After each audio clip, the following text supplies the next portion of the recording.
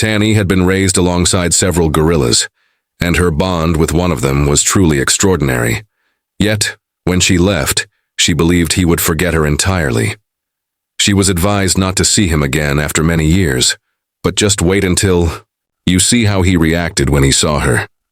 Tanny Aspen and her father, Damien, were eager to reunite with the animals they had once cherished so deeply. They sailed on a boat until they spotted the gorillas a short distance from the shore.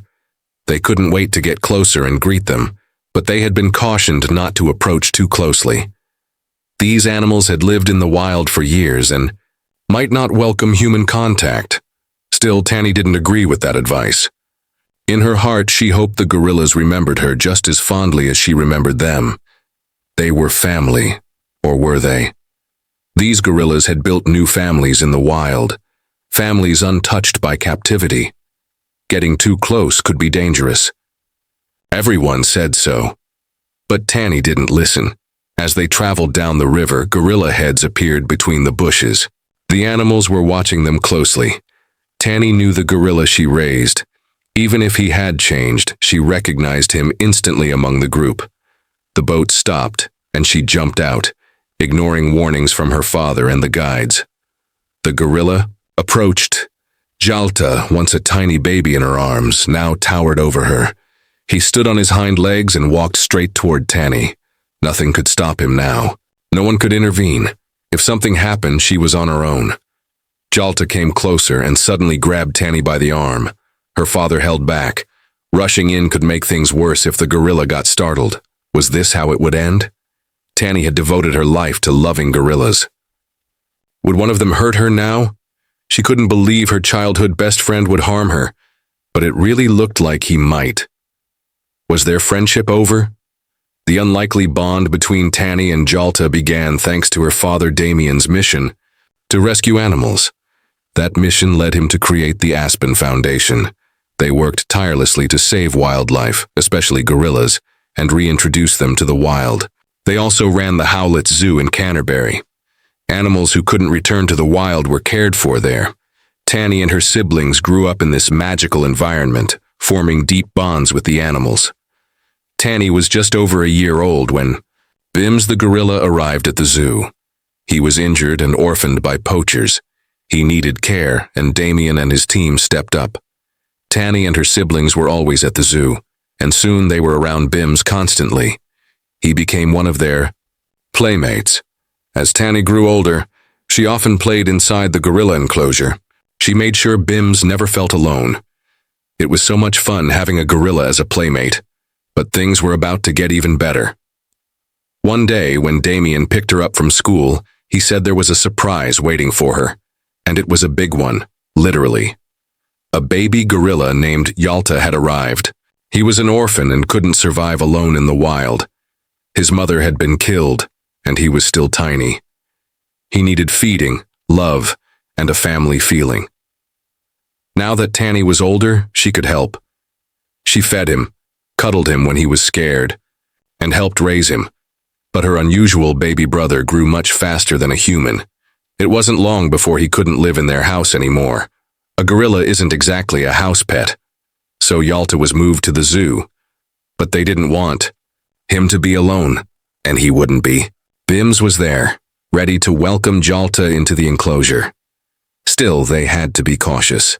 Bims was much bigger, and if he didn't want a new friend, Jalta could be hurt. The first meeting happened through a gate. The two touched faces and tried to play. Bims was surprisingly gentle. Soon the experts allowed them to meet fully. It couldn't have gone better. They became instant friends. Both still adored Tanny, and soon she was back in the enclosure playing with them. They never showed jealousy, only love and affection.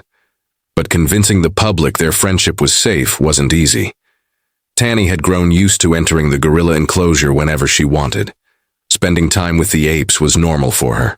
So when a photography team came to the zoo, she didn't think twice. They probably assumed the world would be charmed by this special bond. But things didn't go as expected. Sorry for the interruption.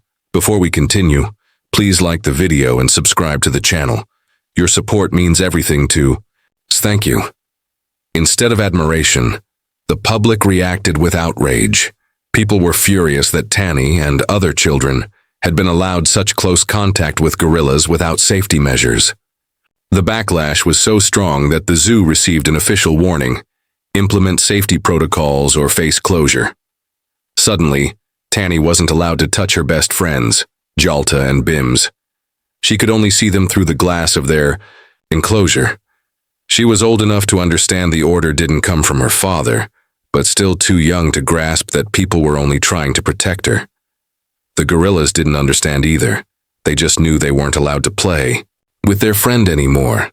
Their sadness was impossible to miss, heartbreaking on both sides. Every day, Tani came over to the zoo straight from school. She sat down on the step next to the glass, and as soon as the two gorillas saw her, they rushed over, only to be stopped by the barrier. Jalta would moan softly, and Tani would place her hand on the glass. Jalta would place his hand on the same spot from his side. He desperately wanted to touch her. It was sad, but her safety wasn't the only reason she had to start limiting her visits. It was time to prepare the gorillas for life in the wild. They were old and strong enough to go back home. They needed to learn how to rely only on each other and other gorillas, so the humans began limiting all contact. As sweet as they were in the zoo, they had to toughen up for life in the wilderness. A few months later, their training was complete. Damien and his team had been preparing the gorillas from the moment they arrived. The Foundation's purpose was always to save animals, and if possible, release them. Now, it was finally happening, no matter how Tani felt. It took time, but they were finally ready to begin their journey home to Gabon. A sanctuary had been found where the gorillas could live safely but freely. It would be the last time the family would see them for a long while. Tani hugged Jalta and Bims before they were given something to calm them for the trip. The gorillas were excited to reach her. They rested their heads against hers and enjoyed the hug for as long as they were allowed. The bond between the girl and the animals was real, a connection that would now be split across continents. Tani watched as the gorillas were loaded into crates and placed onto the truck. It was the first step back to Africa. This was what everyone had worked toward. The gorillas would be free. Still, for Tani, it was bittersweet, like saying goodbye to family she might never see again. Years passed. Damien once visited Africa to check on them. The great news? They were thriving. The two gorillas they had raised had joined a family group and were living as they were always meant to. Seeing them in the wild, surrounded by other gorillas, made every tear worth it. They were home, but they weren't forgotten. Tani thought about her old playmates often. More than a decade had gone by since they returned to Africa. By then, they had become fully wild. They were wary of humans, uninterested in interacting with people again. So, Tani was told she should never try to see them. She had grown up, and now worked for the Foundation herself, just like her father. She had helped rescue many animals. But then Damien had a health scare, and everything changed. As soon as he recovered, he started planning a trip to Africa. He wanted to visit his favorite place one more time. The trip would include an attempt to locate Jalta and Bims. It was a long journey, not something an older man could delay. If he wanted to see the gorillas again, he had to go soon. As soon as Tani heard, she insisted on going too. She needed to see the gorillas she helped raise. But no one else was excited. They warned her not to do it. It had been nearly 20 years since she last saw them. They had changed. They might not recognize her. The moment could ruin her cherished memories. Tani didn't care. She wouldn't let her father go alone. She wanted to be there, to witness it for herself. Damien was the only one who understood. He agreed. Seeing them in their natural habitat would give her peace. Nothing else mattered. They set off on their journey. First, they flew to Gabon, but there were no roads or airports near the forest. To reach the gorillas, they had to travel by off-road vehicle to a remote base camp, where they would stay for a few days. From there, they could search more than once if needed. They couldn't just hike into the forest.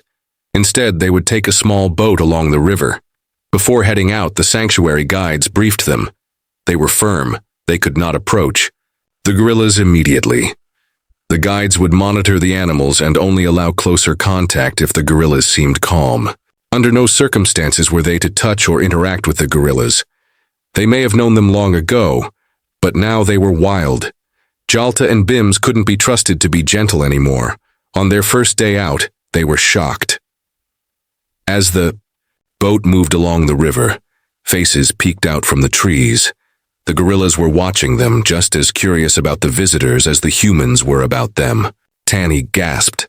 The two gorillas she once knew were watching intently. They had changed, yes, but she recognized them instantly. Tears welled up in her eyes. When Jalta grabbed her with his powerful hands, her knees shook, not from joy but fear. But as she looked into his eyes, she saw something familiar. Recognition. Then Jalta placed his head against hers, just like he had done the last time they said goodbye. Tanny gently ran her hand over his head, just like she used to when he was scared as a baby. He rubbed her arms and kept his head close. The gorilla was saying hello. Then Bims came closer. Like Jalta, he remembered her. They had all changed. But they somehow knew this was the same little girl who had once played with them. Bims gently ran a finger down her face. Damien came closer. This time the apes jumped on him, rolling over him in excitement. They understood. They could be rougher with him, but had to be gentler with Tanny. Their gorilla family soon joined them, lingering at the edge. Father and daughter looked on at the world the gorillas now called home. Yet Jalta and Bims only wanted to be with the humans who had raised them. The guides were stunned.